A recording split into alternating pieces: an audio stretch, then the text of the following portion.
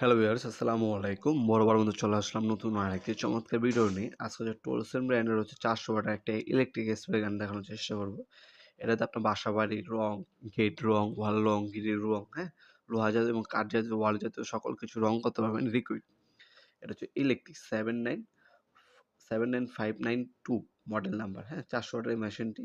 এটা nozzle size হচ্ছে 2.6 mm, container size হচ্ছে 800 mm, আর এর ডেনসিটি হচ্ছে আপনার 60।